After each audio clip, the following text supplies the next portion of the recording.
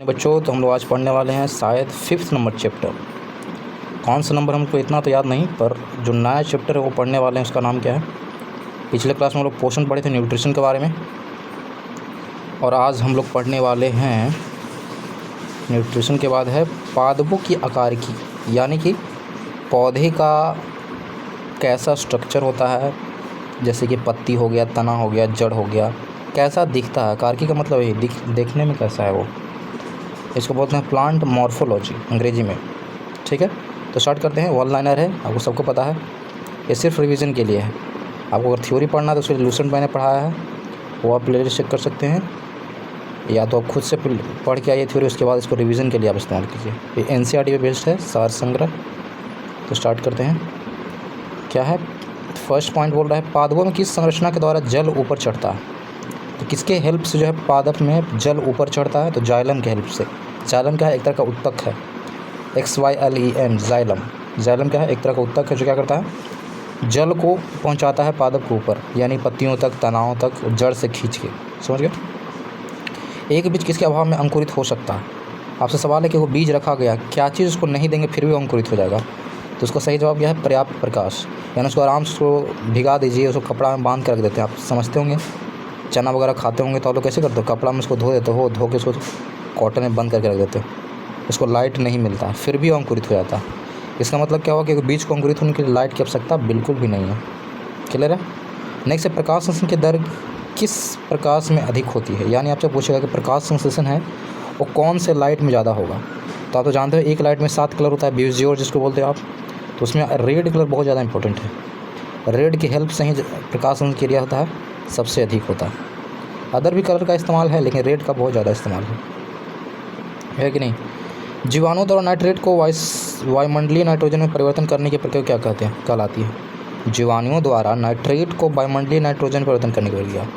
देखो, ऐसा भी जीवाणु होता है ना कि वो अपना पेड़ पौधे या ज़मीन से नाइट्रोजन लेगा या नाइट्रेट लेगा, उसको फिर वायुमंडलीय नाइट्रोजन कन्वर्ट कर देगा, यानी कि वो वातावरण में नाइट्रोजन को छोड़ देगा।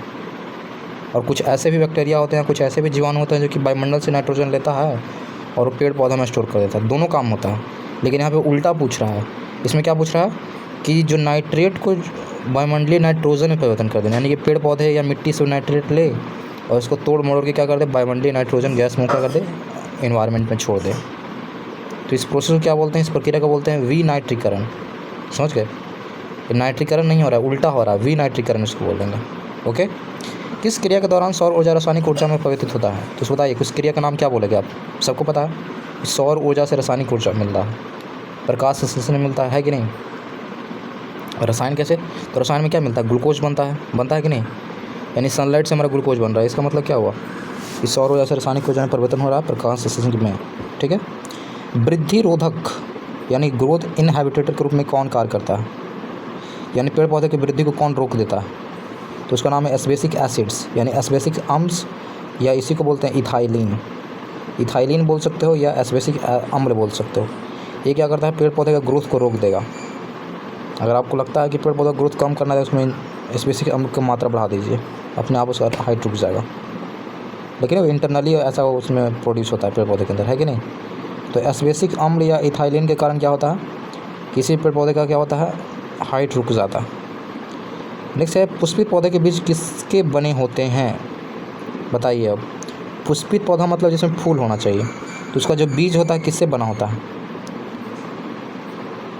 तो भ्रूण खाद्य संग्रह तथा आवरण से बना होता है। और जो बीज होता है, बीज के अंदर देखते हो भ्रूण खाद्य खाने वाला चीज़ होता है जो हम लोग खाते हैं, और उसके ऊपर आवरण भी होता है। जैसे आप मान के चलो काजू मान लो, काजू क्या बीज से बनता है, तो बीज देखो उसके ऊपर क्या होता है, एक लेयर होता है, और उसके अंदर फिर खाने वाला चीज़ होता है, काजू जो हम लोग खाते हैं मीठा मीठा लगता है कि नहीं। तो भ्रूण खाद्य संग्रह और आवरण। खाद्य संग्रह ऐसा भी नहीं कि सिर्फ हम लोग के लिए होना चाहिए। खाद्य संग्रह का मतलब जो पेड़ पौधे के लिए इंपॉर्टेंट है, तो जितना भी खाना वाना बनाया वो सबको स्टोर अपना बीज में कर लिया, ये भी तो हो सकता है। तो उसको बोल सकते हो भ्रूण खाद्य संग्रह और आवरण से बना होता है हमारा एक पेड़ पौधे का बीज। नेक्स्ट है प्रकाश संश्लेषण पादप की किस कोशिका का होता है। प्रकाश संश्लेषण पादप के किस कोशिका का होता है। एक सेकेंड, किस कोशिका में होना चाहिए था, लिखा हुआ गलत है। प्रकाश संश्लेषण पादप के किस कोशिका में होता है, तो क्लोरोप्लास्ट में होता है। याद रखना है, क्लोरोप्लास्ट। क्लोरोप्लास्ट जानते होंगे, पौधे में 3 वर्णक पाए जाते हैं, एक क्या था, क्रोमोप्लास्ट, एक क्लोरोप्लास्ट, एक और कोई होता है कि नहीं, एक कलरलेस होता है। तो क्लोरोप्लास्ट जो ग्रीन कलर का था, उसी की हेल्प से क्या होता है, हमारा प्रकाश संश्लेषण की क्रिया संपन्न होती है। प्रकाश संश्लेषण को अंग्रेजी में क्या बोलते हैं, फोटोसिंथेसिस बोलते हैं। यदि हम केचुए अथवा जोंक पर नमक छिड़कते हैं तो वह क्यों मर जाते हैं, रीज़न क्या। देखो केंचुआ और जोंक का पादप में क्यों पढ़ना है, क्योंकि इससे खाद बनता है, तो इसी कारण इसको पढ़ना है इसके अंदर। तो रीज़न है प्रसरण प्रघात के कारण, अंग्रेजी में बोलते हैं डिप्लास्मोलाइसिस इसको बोलते हैं, प्रसरण प्रघात के कारण। देखो क्या होता है, एक्चुअली में होता क्या, नमक है, नमक में क्या प्रॉपर्टी होता है कि किसी भी वो क्या कहता है, क्या बोलते हैं उसको, आर्द्रता को खींचता है, पानी को खींचता है। देखो नमक है, नमक के बगल में पानी रख दो, उसको खींच लेगा वो। या देखते हो कि बरसात के मौसम में क्या होता है, वो वायुमंडल से नमी खींच के वो अपने आप पिघल जाता है नमक। वो पिघलता नहीं है, वो वायुमंडल से क्या करता है, पानी को खींच लेता है ठंड के मौसम में। इसलिए बोला जाता है कि ठंड के मौसम में नमक बड़े अच्छे से उसको ढक के रखना चाहिए। तो सेम चीज़ यहाँ होता है, केंचुआ का जो बॉडी के अंदर क्या होता है, पूरा लिक्विड वाला पार्ट है। जोंक है तो जोंक के अंदर भी क्या है, पूरा लिक्विड से पार्ट है उसका बॉडी के अंदर। और जैसे ही नमक डालते हैं तो उसका जो बॉडी के अंदर लिक्विड है वो बाहर आता है, नमक के साथ नमक उसको क्या करता है, खींचने लगता है। तो उसके अंदर अगर लिक्विड कम जाएगा तो अपने आप मर जाएगा। जैसे हम लोग का बॉडी से अगर आप नमक पानी निकाल दो या खून निकाल दो तो हम लोग खुद ब खुद मर जाएंगे, है क्या। उसी तरह केंचुआ होता है, केंचुआ और जोंक के ऊपर नमक डालते हैं तो नमक क्या करता है, खींच लेता है सारे पानी। उस प्रोसेस का नाम क्या है, प्रसारण प्रघात के कारण।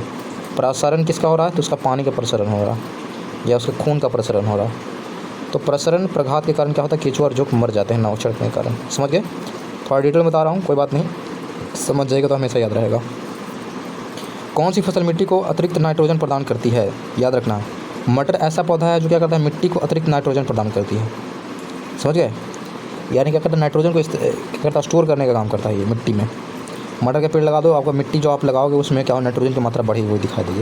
ये वायुमंडल से नाइट्रोजन लेता है, फिर स्टोर करना शुरू करता है जड़ के अंदर, और जड़ से पूरा मिट्टी में फैल जाता है। इसलिए माना जाता है कि जो मटर के पौधे होते हैं मिट्टी को अतिरिक्त नाइट्रोजन प्रदान कराता है। कौन सा तत्व जो है पौधे के विकास में आवश्यक नहीं है, पौधे के विकास के लिए आवश्यक नहीं है, देखो यहाँ नहीं लिखा गया, थोड़ा बात को ध्यान से समझना है। तो सोडियम नहीं चाहिए। कौन सा तो पौधे के विकास के लिए आवश्यक नहीं है, तो सोडियम इंपॉर्टेंट नहीं है, बिना सोडियम के भी काम चल जाएगा।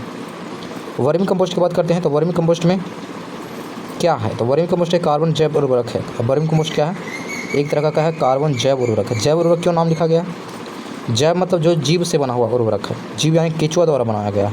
वर्मी कंपोस्ट में क्या होता है, जो केंचुआ है वो बनाता है वर्मी कंपोस्ट, समझ रहे हो। या ये मान सकते हो जैव उर्वरक मतलब यह मान सकते हो जैसे कि वर्मी कंपोस्ट आप किचन वाले जो सामान होते हैं, जैसे कि कोई चीज़ आपने खाया बनाया और उसका जो बचा हुआ पार्ट है उसको अपनी मिट्टी में डाल दो, तो वही वर्मी कंपोस्ट बना। जैसे कि सब्जी वगैरह हो गया, सड़ा हुआ सब्जी है, उसको पत्ता वगैरह उसको आप मिट्टी में डाल दो, कंपोस्ट बन जाएगा, वर्मी कंपोस्ट बन जाएगा। इसके कारण इसको क्या बोलते हैं, जैव उर्वरक बोलते हैं, कार्बनिक जैव उर्वरक। क्लियर है। किस पौधे को औषधि भारतीय चिकित्सक कहा जाता है, औषधिक भारतीय चिकित्सक कहा जाता है। तो औषधि यानी कि हर्बल इंडियन डॉक्टर, उसका नाम ही पड़ गया डॉक्टर, मतलब पूछ रहा है कि कौन ऐसा पौधा जिसको हम डॉक्टर बोलते हैं, वो भी इंडियन डॉक्टर। वो भी इंडियन डॉक्टर नहीं, हर्बल इंडियन डॉक्टर उसको बुलाते हैं, हिंदी में उसको बोलते हैं औषधिक भारतीय चिकित्सक उसको बोला जाता है। तो हर्बल इंडियन डॉक्टर बोलते हैं किस पेड़ को, तो आंवला के पौधे को बोलते हैं। अफीम पौधे के किस भाग में प्राप्त किया, तो अफीम जो आपको मिलता है फूल से मिलता है, याद रखना। अफीम आपको कैसे मिलेगा, तो अफीम आपको मिलेगा फूल से, याद रखना है। फूल को आप सुखाओगे तो उसको फिर अफीम बना सकते हो। सबसे पहले बनने वाले पार्थिव जाइलम तत्व को क्या कहा है, तो सबसे पहले बनने वाले पार्थिव जाइलम तत्व को क्या कहते हैं, तो जाइलम बनता है उसको जो फर्स्ट पेज होता है, जो स्टार्टिंग में जब जाइलम बनता है जिसको पार्थिव जाइलम बोलते हैं, उसका दूसरा नाम क्या है, तो उसको बोलते हैं प्रोटोजाइलम। जो पहले बन गया प्रो हो गया प्रोटोजाइलम। क्लियर है। कॉफ़ी पौधे किस भाग से प्राप्त होती है, तो कॉफ़ी कहाँ से मिलता है बताइए, तो कॉफ़ी मिलता है आपको बीज से। बीज को आप सुखाते हो, सुखाने और उसको पीसते हो तो आपको क्या मिलता है, कॉफ़ी मिलता है। तो याद रखना कॉफ़ी जो बनता है वो बीज से बनता है। रेशम की समानता किस पेड़ पर पाए जाते हैं, बड़ा इंपॉर्टेंट है। आपको अगर रेशम की खेती करते होंगे तो आपको पता होगा, बहुत से लोग जो है रेशम की खेती करते हैं वो क्या करते हैं, कीटों को पालते हैं, तो उसके लिए क्या लगाते हैं, शहतूत के पौधे लगाते हैं। शहतूत को अंग्रेजी में लिखते हैं मलबेरी। आपने शहतूत खाया भी होगा, मीठा मीठा लगता है, गाँव में बहुत से लोग बच्चे खाते थे बच्चे, अब तो पता नहीं खाते कि नहीं। छोटा छोटा मीठा मीठा होता है, रेड रेड होता है, रेड और ब्लैक दोनों में आता है ये, तो उसको अंग्रेजी बोलते हैं मूलबेरी। मूलबेरी बेरी की तरह ही है लेकिन उसमें अंदर बीज नहीं होता है, मूलबेरी, याद रखना। तो रेशम कीट को समानता जब आपको मिलेंगे शहतूत के पौधे वहीं मिलेंगे। क्लियर है। आगे देख लेते हैं। आगे देखते हैं भूमि की उर्वरता को घटाने वाला जीवाणु कौन सा है। देखो बढ़ाने वाला तो हमने बड़ी पढ़ा, लेकिन घटाने वाला भी कुछ जीवाणु है जो क्या उर्वरता को घटा सकते हैं, तो उसका नाम है थायोबैसिलस डीनाइट्रिफिकेशन, जहाँ पे डीनाइट्रिफिकेशन है इसका मतलब क्या हुआ कि भूमि की उर्वरता कम हो रही है। नाइट्रिफिकेशन होगा यानी इसका मतलब क्या हुआ, नाइट्रोजन स्टोर हो रहा है। डीनाइट्रिफिकेशन मतलब नाइट्रोजन वहाँ से हट रहा है, खत्म हो रहा है। अगर मिट्टी में से नाइट्रोजन आप हटा दोगे तो क्या होगा, मिट्टी की उर्वरता खत्म हो जाएगी। इसका नाम में ही लिखा हुआ है थायोबैसिलस डीनाइट्रिफिकेंस, इस जीवाणु का नाम है थायोबैसिलस डीनाइट्रिफिकेंस, इसका नाम है। जीवाणु में प्रकाश संश्लेषण क्रिया हाइड्रोजन दाता समानता कौन होता है। जीवाणु में भी क्या होता है, देखो जीवाणु में क्या है, स्वपोषित है, वो खुद ब खुद खाना वाला रहता है, या कुछ स्वपोषित है या परपोषित होता है, देख के बताइएगा जीवाणु कैसे काम करता है। ठीक है, तो जीवाणु अपना क्या करता है, प्रकाश संश्लेषण क्रिया होता है। बहुत से जीवाणु जिसके अंदर क्या होता है, स्वपोषित भी होते हैं, खुद खाना बनाते हैं सनलाइट की हेल्प से। तो प्रकाश संश्लेषण क्रिया में उनको हाइड्रोजन मिलता है, या हाइड्रोजन वो प्रोड्यूस करते हैं। तो क्यों प्रोड्यूस करते हैं, किसकी हेल्प से, तो हाइड्रोजन सल्फाइड की हेल्प से। हाइड्रोजन सल्फाइड को तोड़ते हैं फिर हाइड्रोजन बनाते हैं। तो वही लिखा गया है कि जीवाणु में प्रकाश संश्लेषण क्रिया में हाइड्रोजन दाता समानता कौन होता है, तो हाइड्रोजन सल्फाइड होता है, H2S, यही टूट के हाइड्रोजन देता है। किस समूह के पौधे में जीवन चक्र 2 स्वतंत्र पीढ़ियों का एकांतरण होता है। किस समूह के पौधे के जीवन चक्र में 2 स्वतंत्र पीढ़ियों का एकांतरण होता है, उसको बोलते हैं टेरिडोफाइटस। टेरिडोफाइटस पौधा में क्या लिखा हुआ है कि 2 स्वतंत्र पीढ़ियों का एकांतरण होता है। 2 अलग अलग पीढ़ी जो है एक साथ ही उसको आप उगा सकते हो, कुल मिलाकर ये एक साथ ही उगते हैं, ये बोल सकते हो। तो किस समूह के पौधे के जीवन चक्र में 2 स्वतंत्र पीढ़ियों का एकांतरण होता है, जो उसका जीवन चक्र चलता है तो उसमें 2 स्वतंत्र पीढ़ियों का एकांतरण होता है, तो टेरिडोफाइटा बोलते हैं, टेरिडोफाइटस। वायु प्रदूषण के सूचक होते हैं। वायु प्रदूषण क्या है, तो लाइकेन है। लाइकेन जो है वायु प्रदूषण के सूचक है, याद रखना है। लाइकेन बहुत इंपॉर्टेंट सवाल है, बहुत से एग्जाम में आए हैं कि वायु प्रदूषण का सूचक कौन माना जाता है, तो लाइकेन माना जाता है। अंडाशय विहीन पुष्पोद्भिद क्या कहलाते हैं, यानी कि वैसा फूल जिसमें अंडाशय मतलब क्या बीज ना हो, उसको बोलते हैं जिम्नोस्पर्म, समझ गए। अंडाशय विहीन पुष्पोद्भिद यानी कि पेनेरोगैमस विदाउट ओवरी, फूल है पर उसके अंदर ओवरी नहीं, यानी इसके अंदर बीज नहीं बनेगा, तो उसको बोलते हैं जिम्नोस्पर्म्स। क्लियर है। बरगद की शाखाओं से निकलने वाली जड़ों को क्या कहा जाता है। आपने देखा होगा बरगद के आप झूला झूलते हो लटक कर, तो उसकी एक शाखा होती है, तो बरगद की शाखाओं से निकलने वाली जड़ें होती है। देखो हम उसको तना भी नहीं बोलते, उसको जड़ बोला जाता है, जो कि तना से निकल रहा है। बरगद में ऐसा जड़ है कि जो कि तना से निकलता है, तो उसको क्या बोलते हैं, उसको बोलते हैं स्तंभ मूल बोलते हैं, यानी कि प्रॉप रूट बोलते हैं। नहीं होता कि घर में आपने प्रॉप्स से सजा दिया घर को, प्रॉप्स मतलब जैसे हैप्पी बर्थडे है, तो हैप्पी बर्थडे वाला जो आपने कार्टून चिपकाते हैं उसको क्या बोलते हैं, प्रॉप्स बोलते हो। या हैप्पी बर्थडे में आप पहनते हो कैप, उसको भी क्या बोलते हैं, प्रॉप बोलते हो। तो उसी तरह से वो क्या है, एक तरह का प्रॉप है, पेड़ पौधे का प्रॉप है वो, तो उसके कारण उसको क्या बोलते हैं, प्रॉप रूट बोलते हैं, स्तंभ मूल बोला जाता है। परजीवी पौधे अपने पोषक यानी होस्ट से किस अंग द्वारा भोजन का अवशोषण करते हैं। जो परजीवी पौधे हैं, वो परजीवी पौधे तो किस मतलब क्या होगा, दूसरे पर डिपेंडेंट होगा, तो जो है जिस पे वो डिपेंडेंट है उसे किस अंग द्वारा भोजन अवशोषण करता है, तो उसको बोलते हैं चुस्कांग। चुस्कांग मतलब क्या होता है, चुसता है, यानी कि चिपक जाता है और चूसना शुरू करता है, उसी को बोलते हैं चुस्कांग। तो चुस्कांग की मदद से क्या करता है, अपना पोषक तत्व ले लेता है। अंग्रेजी में इसको बोलते हैं हॉस्टोरियम। हॉस्टोरियम बोलते हैं, चुस्कांग को क्या बोलते हैं, हॉस्टोरियम बोलते हैं। किस प्रकार के पौधे को जड़ों से द्वितीयक वृद्धि यानी कि सेकेंडरी ग्रोथ पाई जाती है। किस प्रकार के पौधे की जड़ों में जो है द्वितीयक सेकेंडरी ग्रोथ पाया जाता है, बताइए। जड़ों के अंदर सेकेंडरी ग्रोथ होगी, यानी कि 2 बार ग्रोथ होगा जड़ के अंदर। तो किस प्रकार के पौधे में ऐसा होने वाला है, तो ऐसा जो है द्विबीजपत्री पौधा वाला होता है, उसको बोलते हैं डिक्टियोलैंडस प्लांट्स। द्विबीजपत्री पौधे के अंदर जो जड़ें होती है वो क्या होती है, उसका द्वितीयक वृद्धि होता है। द्विबीजपत्री मतलब समझ रहे हो, उसको तोड़ने पर 2 पार्ट में डिवाइड हो जाएगा। जैसे चना खाता, चना क्या 2 पार्ट में टूट जाता है, टूटता है कि नहीं। चना का दाल आपने खाया होगा, देखा भी होगा, तो उसी को बोलते हैं द्विबीजपत्री। नागफनी में पत्तियों किसके स्वरूप में होती है। नागफनी की पत्तियाँ किसके रूपांतरण होती है, 1 सेकेंड। जो नागफनी की पत्ती वो चेंज कर जाता है, तो रूपांतरण क्या होता है, कांटा बनाता है। आपने देखा होगा नागफनी के चारों तरफ बहुत सारे कांटे होते हैं, वो कांटा नहीं है, चलिए वो पत्ती था उसका, वो चेंज करके बन गया है कांटा, तो ध्यान रखना इस बात का। गेहूँ धान जौ जैसी कैसी जड़ें पाई जाती है। गेहूँ धान और जौ में कौन सी जड़ें पाई जाएगी, तो तंतु में जड़ें पाई जाएगी, यानी फाइबरस रूट पाया जाएगा। देखने होंगे आप, लगता होगा जाल जैसा है, तंतु जैसा। आपने गेहूँ कबाड़ तो दिखोगे आपको, तो लंबा लंबा आपके जो बाल होता है ना, वैसा है धागे की स्ट्रक्चर का उसका रूट होगा, तो उसे बोलते हैं तंतु में जड़ें, यानी कि फाइबरस रूट बोला जाता है। ये गेहूँ में भी होगा, धान में भी होगा, जौ में भी होगा। क्लियर है। रेशेदार जड़ तंत्र किस पौधे में पाया जाता है। प्राय 1 बीजपत्री पौधे जो होंगे, यानी वैसे पौधे जिसके बीज जो है 1 पत्री हों, यानी सिंपल 1 पार्ट्स हो, तो ऐसे पौधे के जो है रेशेदार जड़ तंत्र पाए जाते हैं, रेशेदार। क्लियर है। कौन सा मरुद्भिद पौधा उत्तर प्रदेश के मैदानी क्षेत्रों में पाया जाता है। देखो मरुभीत का मतलब मरुस्थलीय पौधा है, लेकिन उत्तर प्रदेश के मैदानी क्षेत्रों में भी ये पाया जाता है। इसका नाम है एकेसिया, नाम है एकेसिया। एकेसिया जो है एक तरह का मरुस्थलीय पौधा है, लेकिन उत्तर प्रदेश के मैदानी क्षेत्रों में पाया जाता है। इसका नाम है एकेसिया, एकेसिया, एकेसिया, एकेसिया। ये पुष्प का सहायक अंग किसे कहा जाता है बताइए। अब पुष्प है तो उसको सहायता के लिए तो कोई चाहिए ना, तो बाह्य दलपुंज और दलपुंज। जो सपोर्ट में नहीं होता नीचे फ्लावर, आप जैसे रोज है, रोज के नीचे में देखना छोटा छोटा उसको सपोर्ट में ग्रीन ग्रीन का लगा होता है चारों साइड्स, उसी को बोलते हैं बाह्य दलपुंज।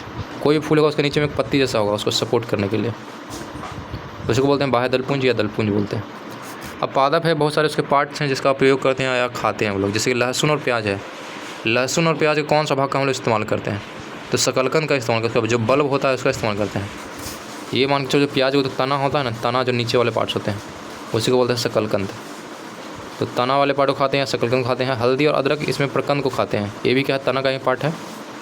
हल्दी और अदरक क्या है, ये भी तना हम लोग खाते हैं। प्रकंद इसको बोलते हैं, राइजोम बोला जाता है। अरबी या जिमीकंद है, जिमीकंद के बारे में पता है आप लोग को? पता है तो कमेंट करके बताइए, हमको तो नहीं पता। अरबी और जिमीकंद जो है एक इसका धनकंद यानी कॉर्न खाते हैं।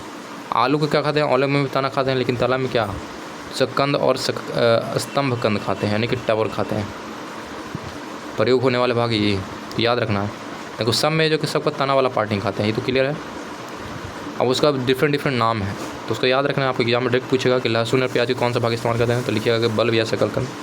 हल्दी और अदरक कौन सा भाग इस्तेमाल करते हैं, उसको प्रकंद या राइजोम बोलते हैं, या रियोजोम, रिजोम। अरबी और जिमीकंद के कौन सा भाग, तो धनकंद यानी कॉर्म खाते हैं। आलू कौन सा पार्ट खाते हैं या प्रयोग करते हैं, तो कंद और स्तंभकंद यानी टवर का इस्तेमाल करते हैं। अब है क्या लिखा हुआ पॉइंट्स कि हार्मोन्स वीकर से भिन्न है। वीकर क्यों लिखा है यहाँ, एंजाइम का हिंदी वीकर होता है, ठीक है। तो हार्मोन्स है एंजाइम से भिन्न होते हैं, क्योंकि हार्मोन्स जो उपभोज्य क्रियाओं में पूर्णतः प्रयुक्त होते हैं। जितनी भी उपभोज्य क्रिया है उसके लिए इस्तेमाल सिर्फ हार्मोन्स का होगा, एंजाइम का नहीं होता। एंजाइम का इस्तेमाल किस लिए होता है, एंजाइम का होता है कोई भी चीज़ को तोड़ने के लिए। जैसे कि आप कोई चीज़ खास होती है, जैसे स्टार्च खाया, जो एंजाइम की मदद से वो टूटता है और आपका वो माल्टोज वगैरह में कन्वर्ट होता है कि नहीं। तो बचाने में हेल्प करता है एंजाइम। हार्मोन्स जो है क्या करता है, उपभोज्य क्रियाओं को पूर्णतः प्रयुक्त होते हैं, ये कोई भी क्रिया करने में हेल्प करेगा, ये समझ रहे हो। लेकिन जो एंजाइम है डायरेक्ट पचाने में हेल्प करेगा। जीवाणु प्रकाश संश्लेषण उच्च पादपों में भिन्न होती है। जीवाणु में प्रकाश संश्लेषण उच्च पादपों से भिन्न होती है, कैसे? क्योंकि उसमें ऑक्सीजन का निष्कासन नहीं होता, याद रखना। जीवाणु भी स्वपोषित है, लेकिन क्या करता है वो, उसमें भी प्रकाश संश्लेषण होता है। पेड़ पौधा में प्रकाश संश्लेषण हो रहा है, जीवाणु में भी हो रहा है, लेकिन दोनों में अलग क्या है कि जीवाणु में प्रकाश संश्लेषण तो ऑक्सीजन प्रोड्यूस नहीं करेगा, लेकिन पेड़ पौधा में अगर प्रकाश संश्लेषण होता है तो ऑक्सीजन गारंटी प्रोड्यूस करेगा। यही दोनों में अंतर है। बस आपसे पूछ भी सकता है कि दोनों का प्रकाश संश्लेषण क्या अंतर है, तो बोलिए कि जीवाणु में ऑक्सीजन नहीं प्रोड्यूस करता है, पेड़ पौधा ऑक्सीजन प्रोड्यूस करता है। प्याज किसका परिवर्तित रूप है, तो प्याज का कौन सा पार्ट आप खाते हो, तो तना वाले का पार्ट खाते हो। तो वही बोल रहा है प्याज किसका परिवर्तित रूप है, तो तने का परिवर्तित रूप। तना ही चेंज करके प्याज गया है, प्याज बनेगा। सो नीचे जड़ की देखो, जड़ उसका जस्ट नीचे होता है, उसके ऊपर तना है, वो तने फूल जाता है तो प्याज बन जाता है, समझ गए। तो प्याज किसका परिवर्तित रूप है, तो तने का। लास्ट एक पॉइंट लिखा गया, प्रकाश संश्लेषण यानी कि फोटोसिंथेसिस की प्रक्रिया केवल दृश्य प्रकाश में, जो हम लोग को दिखाई दे रहा है, जिसमें हम लोग को दिखाई देगा उसी वाले प्रकाश में होगा। ऐसे लाइट में नहीं होगा जो हम लोग को दिखाई नहीं देता। दृश्य प्रकाश मतलब जो विजुअल से बना हो, सनलाइट जो आता है उसी को बोलते हैं दृश्य प्रकाश, उसी में प्रकाश संश्लेषण होगा, बाकी दूसरे प्रकाश में नहीं होगा, समझ गया। इंफ्रारेड लाइट आता है, अल्ट्रा वायलेट रे आता है, उस समय नहीं होगा, सिंपली दृश्य जो प्रकाश तरंग उसी में होगा। तो ये हमारा था आज का जो चैप्टर था, पादप की आकार की, वो फिनिश हो गया है। इसको अच्छे से पढ़ाई कीजिएगा, रिवीजन कर लीजिएगा। अगले क्लास में मिलते हैं। आज के लिए इतना ही, धन्यवाद।